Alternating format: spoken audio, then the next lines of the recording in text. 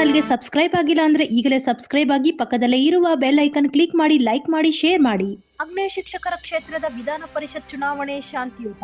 ಬೆಳಗ್ಗೆ 8 ಗಂಟೆಯಿಂದ ಸಂಜೆ 4 ಗಂಟೆವರೆಗೆ ನಡೆದ ಮತದಾನ.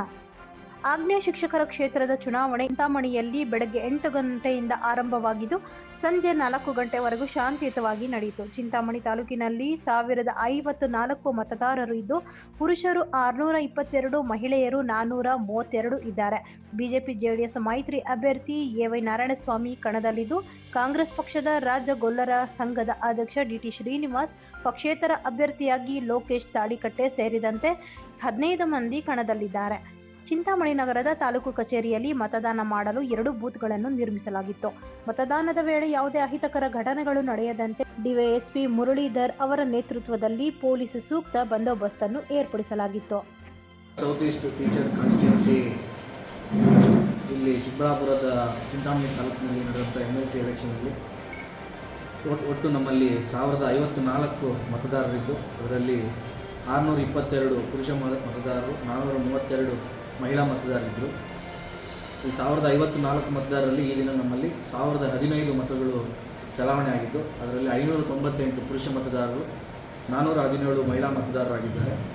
ಒಟ್ಟು ಶೇಕಡ ನಮ್ಮಲ್ಲಿ 96.30% ಅಷ್ಟು ನಮ್ಮಲ್ಲಿ ಮತದಾನ. ಇನ್ನು ಬಾಗೇಪಲ್ಲಿ ತಾಲೂಕಿನಲ್ಲಿ ಶೇಕಡ 96.1% ಮತದಾನ ಯಶಸ್ವಿಯಾಗಿ ನಡೆದಿದೆ ಎಂದು ತಹಸೀಲ್ದಾರ್ ಪ್ರಶಾಂತ್ ಕೆ. ಪಾಟೀಲರ್ ಅವರು ತಿಳಿಸಿದರು.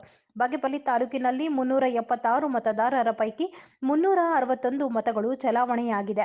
253 ಪುರುಷ ಮತದಾರರು ಮತ್ತು 108 ಮಹಿಳಾ ಮತದಾರರು ತಮ್ಮ ಹಕ್ಕನ್ನು ಚಲಾಯಿಸಿದ್ದಾರೆ.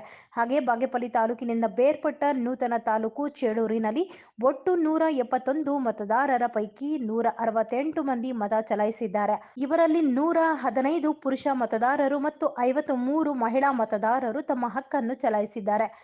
ಈ ಮೂಲಕ ಶೇಕಡ 97% ಮತದಾನ ಚೇಳೂರಿನಲ್ಲಿ ನಡೆದಿದೆ. Bureau report Ranagopala Reddy, Bagepalli.